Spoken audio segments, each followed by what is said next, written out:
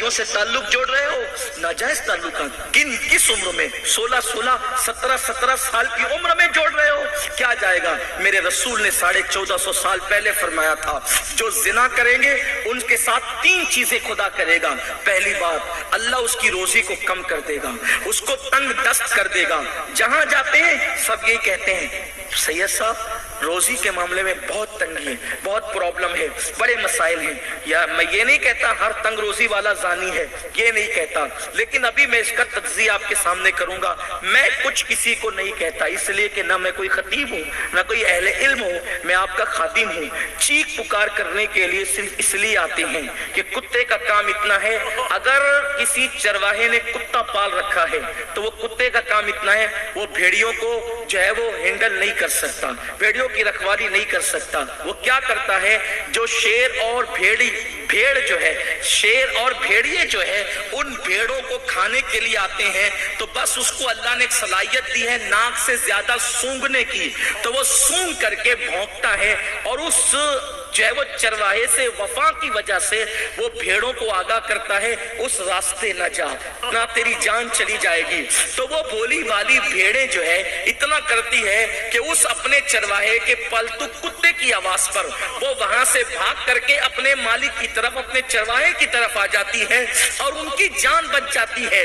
बस यही कुत्ते का काम होता है। कुत्ता बोल नहीं सकता, कुत्ता भेड़ों की जान बचा नहीं सकता, लेकिन कुत्ता सिर्फ भौंक सकता है। रसूलुल्लाह के टुकड़े खाकर हम भी पल रहे हैं, हमारी नस्लें पल रही है, हमारा घर बार पल रहा है। खुदा की कसम, किसी के एहसान किसी पे होंगे, हम पर तो रसूलुल्लाह का एहसान है। और सिर्फ हमारी जानों पर नहीं, हमारी एक एक सांस पर एहसान है, हमारे एक एक बाल पर एहसान है। इज्जतें मिली है उनकी नालैन के सदके, वरना लोग इज्जत के लिए दर दर के भिखारी बन करके घूमते हैं, लेकिन गुलामान मुस्तफा की चौखट पर पुलिस बनकर आती है। सिर्फ नालैन मुस्तफा की खैरात है, ये सिर्फ मुस्तफा जाने रहमत की निस्बतों की खैरात है। तो बस वफा का तकाजा ये है, हम किसी को नहीं बचा सकते।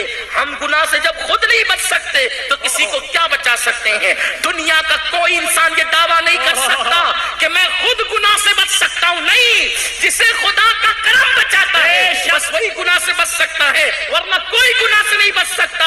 अगर मेरा अल्लाह चाहे तो मस्जिदों की जीनत बनने वाले शराब खानों पे नजर आए, और अगर मेरा अल्लाह चाहे तो शराब में डूब जाने वाले मस्जिदों की जीनत बन जाए। क्या आपने नहीं देखा कलामो बाऊर को कुत्ता बना दिया गया, जहन्नम का कुत्ता, और बिश्रे हाफी को अपने रब की विलायत का ताजदार बना दिया गया। बिश्र की पहली जिंदगी क्या है? जंगल में लूटने वाला फुज़ैल इब्ने अयाद गरीब नवाज के पीरों का पीर बन गया।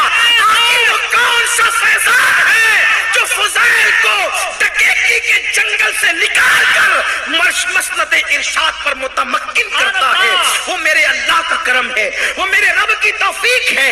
वो कौन सी ताकत है जो अब्दुल्ला इब्ने मुबारक को अफेयर के मामलात से निकालकर इमाम आजम की शागिर्दी का शरफ अता करता है, और इमाम आजम जैसा अपने वक्त का कुतुबुल अख्ताब कहता है कि क़यामत के दिन अल्लाह मुझसे पूछेगा, नौमान तू दुनिया से क्या लाया है? तो मैं अब्दुल्ला इब्ने मुबारक को पेश कर दूंगा।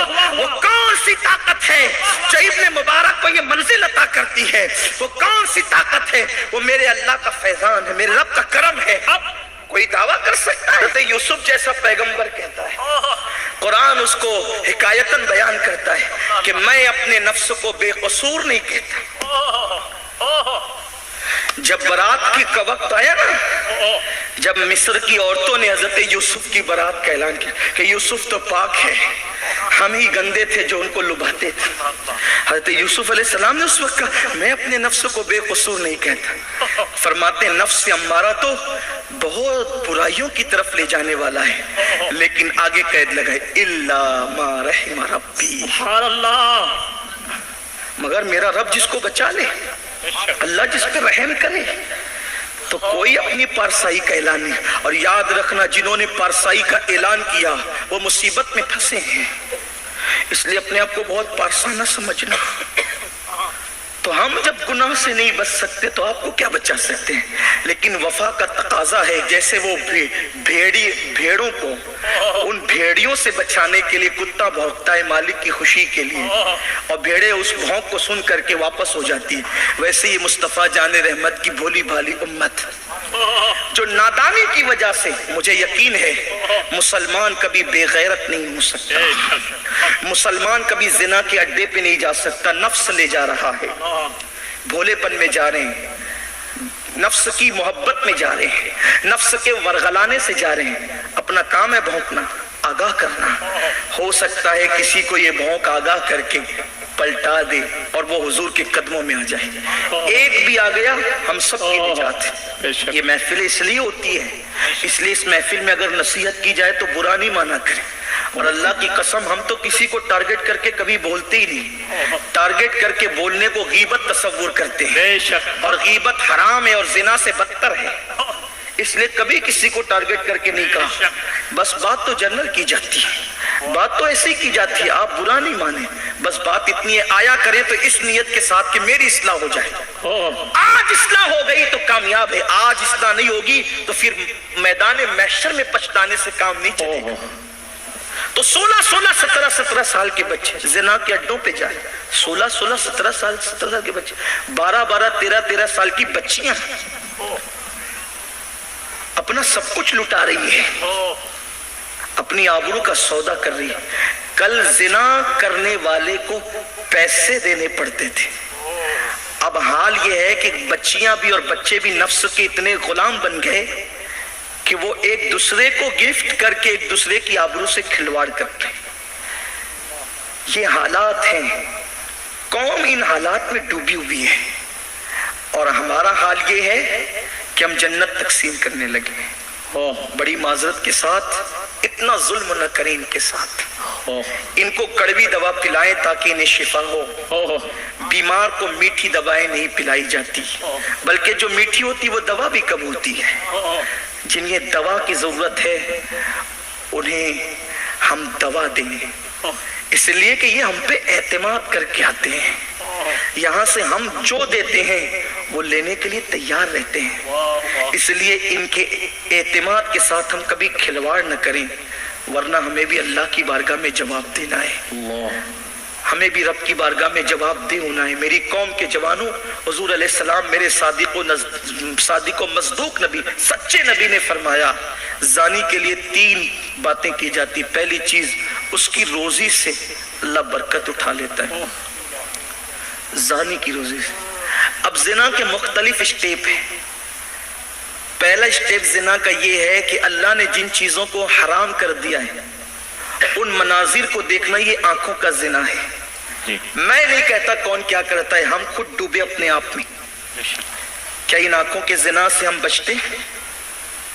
کتنے لوگ ہیں نمازی ہیں، حاجی ہیں، چہروں پہ داڑیاں ہیں، سروں پہ ٹوپیاں ہیں، کتنے لوگ ہیں جو اس منظر سے بچتے ہیں، ان مناظر سے بچتے ہیں؟ جانتے ہیں اولیاء اللہ نے اپنی آنکھیں نکالی ہیں، اگر ایک غلط منظر پر نظر پڑ گئی، ایک غلط منظر پر آنکھیں نکال کے پھینک دی، آنکھیں نکال کے پھینک دی۔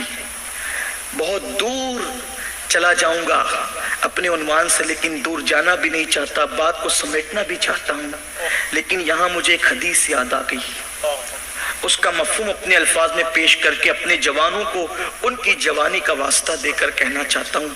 دیکھو نگاہوں کی حفاظت کتنی ضروری ہے، اور مومن کی نگاہ کی حفاظت تو زیادہ ضروری ہے، کیونکہ انہی آنکھوں سے ہمیں اللہ کا دیدار کرنا ہے، جنت میں اللہ کا دیدار کرنا ان آنکھوں سے، قبر میں رسول پاک کا دیدار کرنا ہے ان آنکھوں سے۔ یہ آنکھیں بہت قیمتی ہیں، ان آنکھوں کی عظمت ہمیں پتہ نہیں ہے، ان آنکھوں کی عظمت ان سے پوچھو، ان آنکھوں کی عظمت ان سے پوچھو جن کو مصطفیٰ جان رحمت کا صحیح عشق مل گیا تھا۔ آج نگاہوں کے زنا میں اللہ ماشاءاللہ امت کی اکثریت ڈوبی ہوئی ہے، اور ہم احساس بھی نہیں ہے۔ قدرت نے احساس دلانے کے لیے روزی تنگ کر دی کہ اب تو تمہیں ہوش آئے، اس لیے کہ جب تمہاری روزی تنگ ہوگی تو تمہیں ہوش آئے گا, ہوش کے ناخن لے کے تم توبہ کر لو گے. لیکن تنگی رزق کا معاملہ ہم کہاں جوڑتے ہیں؟ ارے ابھی تو دنیا میں مندی چل رہی ہے, فلاں کی حکومت آ گئی تو تنگی آ گئی. مومن کے رزق کی تنگی سے کسی کی حکومت کا کوئی تعلق نہیں, اس لیے کہ مومن کا ایمان ہے. حکومت رزق نہیں دیتی, اللہ رزق دیتا ہے, اللہ رزق دیتا ہے. یہ کیا بھیک مانگنے والے تمہیں روزی دیں گے جن کی پھر کے گھر کے کچن روم ایک سے ایک نعمتوں سے بھرے ہوئے ہیں, لیکن پھر بھی وہ اس کو نہیں کھاتے کیونکہ ڈاکٹر نے منع کر دیا. جو خود اپنی کمائی نہیں کھا سکتے وہ تمہیں کیا کھلائیں گے؟ کھلانے والا میرا خدا ہے, قہار و جبار ہے, اور پھر کتنا کھلاتا ہے. پیدا ہونے کے بعد ہی نہیں, پیدا ہونے سے پہلے جس نے ماں کے پیٹ میں کھلایا وہ پیدا ہونے کے بعد نہیں کھلاتا. اور ہمارا تو ایمان ہے, میرا اللہ تو ہمیں قبر میں بھی کھلاتا ہے. کھلائے, اگر وہ روزی دینا چاہے تو وہ قبر میں بھی روزی دیتا ہے. کچھ تو ایسے جو مٹی میں مل کر کے ختم ہو جاتے ہیں, کچھ تو ایسے کہ جن کے جسم بھی سلامت ہے, کچھ تو ایسے کہ جو تلاوت بھی کرتے. ترمذی شریف کی حدیث اٹھا کر دیکھیں, ایک شخص نے ایک قبر کا نشان مٹ گیا تھا, غلطی سے خیمہ لگا لیا, رات ہو گئی تو اس قبر سے سورہ ملک کی تلاوت کی آواز یہ واقعہ کے بیان کیا گیا تو بتایا گیا کہ وہ سورہ ملک کی تلاوت کا عادی تھا, تو وہ قبر میں بھی اس کی تلاوت کرتا. یہ شان ہے اللہ والوں کی.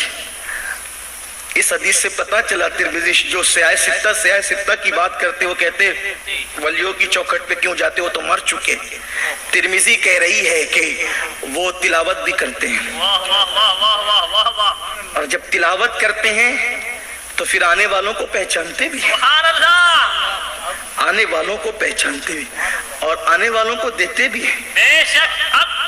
ارے کوئی اپنے گھر سے کس نیت سے نکلا ہے وہ نیتوں کو بھی جانتے ہیں, اس لیے کہ جو رب کے قرب میں پہنچ جاتے ہیں پھر اللہ تعالیٰ انہیں بہت قوت عطا, بہت طاقت عطا. بہرحال میرا عنوان ابھی اس طرف میں نہیں جاتا, ورنہ گرا در گرا کھلتی جائے گی اور ہم اپنے عنوان سے دور ہوتے جائیں گے. نگاہ کی حفاظت, نگاہ کی حفاظت نہ کرو گے تو روزی تنگ ہو جائے گی. اور اللہ کا وعدہ ہے جو اللہ سے ڈر کے گناہ چھوڑ دے, اللہ اسے ایسی جگہ سے روزی عطا کرتا ہے جہاں اس کا گمان بھی نہیں جاتا. روزی اللہ دیتا ہے. آج روزی کے لیے مسلمان در در کا بھکاری بن چکا ہے. تنگ دستی, مسلمان کبھی تنگ دست نہیں ہو سکتا. تنگ دستی مسلمان کے کبھی آنگن تک نہیں آ سکتی. یہ بات خاص عرض کرتا ہوں. چھوڑ دے زنا کو, چاہے نگاہ کا زنا ہو, چاہے ہاتھ کا زنا ہو, چاہے زنا کی آخری منزل ہو, سب زنا چھوڑ دے میری قوم. جو زبان سے فحش باتیں کرتے ہیں وہ زبان سے زنا کرتے ہیں. زنا باللسان ہے جو سیکس کی باتیں کرتے ہیں لذت لینے کے لیے, بیٹھتے ہیں نا گندی گندی باتیں رات کے 3-3 بجے تک. آخر یہ میں سوچتا ہوں یا اللہ اگر مجھ سے ملنے کوئی آدھے گھنٹے تک آ جائے تو دنیا کی بات کے معاملے میں میں اس کی آدھے گھنٹے تک اس کو کمپنی نہیں دے سکتا, میرے پاس مضمون ہی نہیں ہے وہ. ہاں اگر بات کرنے لئے کچھ حدیثیں بیان کر سکتا ہوں تو کچھ حدیث بیان کر دوں, کچھ آخرت کی باتیں بتا دوں. لیکن بات اتنی ہے کہ رات کے 3-3 بجے تک آپ کے پاس میٹر کیا ہے, بولتے ہی رہتے ہیں, سنتے ہی رہتے ہیں. اس کا مطلب یہ ہے کہ شیطان تمہاری زبانوں پر بولتا ہے, وہ گندگی, وہ غلاظت. اور پھر کبھی سوچا زبان کیا ہے؟ ایک ایک چیز انسان کے عضو, قدرت نے کیا بنایا زبان کو. کبھی سوچا تیری زبان انسان, تیری زبان کیا چیز؟ اللہ جب انسان کو ماں کے پیٹ میں رکھتا ہے تو جب انسان ماں کے پیٹ میں رہتا ہے تو اس وقت وہ ماں کا جو خون ہوتا ہے جو ہر مہینے جو ہے وہ نکل جاتا ہے جسم سے, لیکن جب بچہ پیٹ میں آتا ہے تو پھر وہ خون نکلتا نہیں ہے. وہ خون کیا ہوتا ہے؟ تو ہمارے بزرگوں نے فرمایا, صوفیہ نے فرمایا, اسی خون سے اللہ اس بچے کی پرورش کرتا ہے. وہ خون نکلتا نہیں ہے تو پرورش ہوتی ہے, لیکن اس خون سے جو پرورش اللہ بچے کی کرتا ہے, جب بچہ پیدا ہوتا ہے تو ڈاکٹر بھی کہتے ہیں, سائنسداں بھی کہتے ہیں, اور तिब्बा भी कहते हैं, और आपने भी देखा होगा, उसकी नाफ में एक नली होती है जिसको हम नाल कहते हैं, नाल। अल्लाह उस नाल से खिलाता है उस खून को। या अल्लाह, खाने और पीने की जगह तो जबान है, मुंह से तू दुनिया में खिलाता और पिलाता है, लेकिन माँ के पेट में तू नाफ से क्यों खिलाता है? तो कुदरत का मुनादी जवाब देता है, बंदा तुझे नहीं पता मेरे बंदे की जबान कितनी कीमती है। वो खून था, वो खून था, और उसकी जबान से वो मेरा और मेरे महबूब का नाम लेने वाला था। तो मैंने उसका उस खून को उसकी जबान तक आने नहीं दिया, उसकी जबान की मैंने हिफाजत की, उसको पाक रखा, उसकी महफूज रखा, क्योंकि जो जबान दुनिया में जाके मोहम्मदुर रसूलुल्लाह कहे, जो जबान नामे मोहम्मद लेगी, उसको खून से गंदी कैसे कर दूं? खाना उसकी जरूरत थी तो मैंने नाफ से खिला दिया, जबान से नहीं। कुदरत तेरी जबान को इतनी तहारत अता करता है, और तू जमीन पर आकर माँ बहन की गालियां देकर तो अपनी जबान को गंदी करता है, गीबत से तू अपनी जबान को गंदी करता है, चुगली करके अपनी जबान को गंदी करता है। क्या थी तेरी जबान?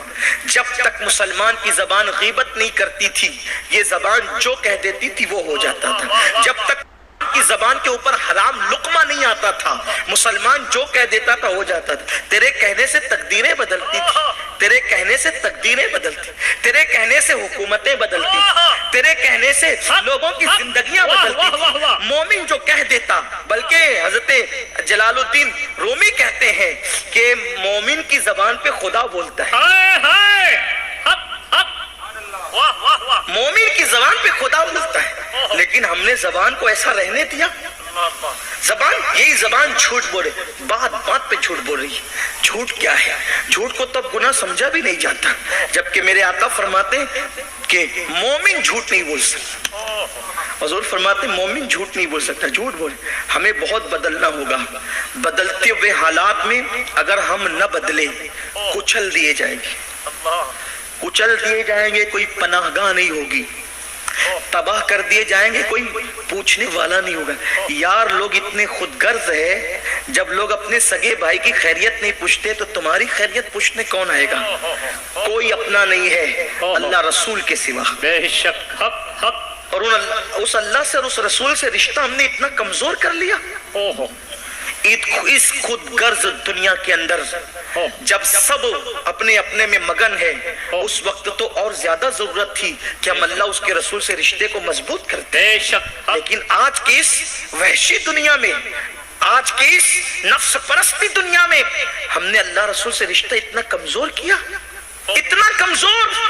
वो अल्लाह जो 70 माओं से ज्यादा हमसे प्यार करता, वो रसूल जिन्होंने अपनी जान से ज्यादा अपनी उम्मत से प्यार किया, उस रिश्ते को हमने इतना कमजोर किया। वो रिश्ता जिस रिश्ते के बराबर कोई रिश्ता हो नहीं सकता। ये जो मजारों में सोने वाले औलिया हैं, इनका सबसे बड़ा कारनामा यही है कि ये सबसे टूटकर, सबसे कटकर अल्लाह उसके रसूल के हो गए थे। बेशक। विलायत क्या है? अल्लाह उसके रसूल का वफादार होना। और अल्लाह फरमाता है सबसे कटकर अल्लाह के हो जाओ। इसका ये मतलब नहीं कि लोगों से बातें बंद कर दो, लोगों से रिश्ते तोड़ दो, नहीं। कटने का मतलब ये नहीं। जिस्म सबके साथ रहे, दिल यार के साथ रहे। असल चीज ये है, जिस्म लोगों में बैठा हो, दिल उसकी याद में मसरूफ हो।